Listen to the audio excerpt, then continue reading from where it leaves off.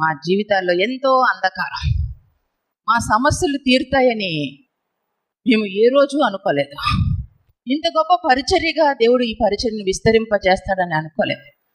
కానీ మొదట ఈ పరిచర్యలో ఒక అడుగు వేసినప్పుడు ఎంతో భయంకరమైనటువంటి పరిస్థితి. ఒక ముళ్ళ కంచె మీద మేము అడుగు వేసినట్టుగా ఉంది. అటువంటి పరిస్థితుల్లో ఈ పరిచర్యలో ఎంత స్ట్రగుల్ అయ్యామంటే మా జీవితాల్లో భోజనం కూడా లేదండి.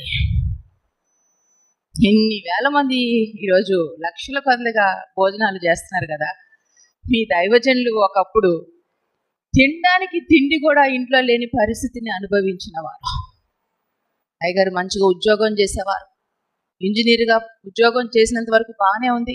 ఎప్పుడైతే జాబ్కి రిజైన్ చేశారో ఆ సమయంలో ఇంట్లో ఏమీ లేదు, ప్రొవిజన్స్ అంటూ ఏమీ లేదు, గ్రాసరీస్ ఏమీ లేదు. తిండి లేని పరిస్థితుల్లో నా జీవితంలో నేను 40 దినాల ఉపవాస ప్రార్థన ప్రకటించుకున్న దేవునికి మహిమ కలుగునుగాక. ఆ స్థితి నుంచి వచ్చిన వారం మేము. ఎంతో భయంకరమైన మారా వంటి జీవితాన్ని మేము అనుభవించిన వారు. ఒంటరి పరిస్థితి, రేపటి గురించినటువంటి నిరీక్షణ మమ్మల్ని బ్రతికించింది. యేసయ్య మాటలు మమ్మల్ని బ్రతికించాయి. యేసయ్య పాదాలనే మేము ఆశ్రయించాం.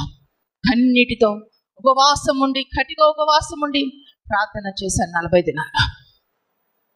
ఆ రీతిగా ప్రభువుని ఆశ్రయించి నిరీక్షణ కలిగి ఉంటే ఈరోజు వారిలో ఒంటరైన వారు 10 వందలగునని దేవుడు ఆశీర్వదించి దీవించాడు. మన దేవుడు గొప్ప కార్యములు చేసే దేవుడు.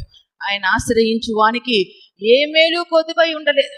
కనుక ఈరోజు నీ పాదములు అరణ్యంలో ఉన్నాయా? నీ పాదాలు ఎడారిలో ఉన్నాయా? అయితే ధైర్యము కలిగి ఉండు. రేపటి దినాన అరణ్యంలో నీటి ఊటలు కలగజేస్తున్నాడు దేవుడు. దేవునికి మహిమ కలుగును గాక. నీ జీవితంలో నిరీక్షణ కలిగి ఉండు. తప్పక దేవుడు నీ అంధత్వాన్ని, నీలో ఉన్న చీకటిని తొలగించి వెలుగుమయంగా నీ జీవితాన్ని మార్చబోతున్నాడు. దేవుడు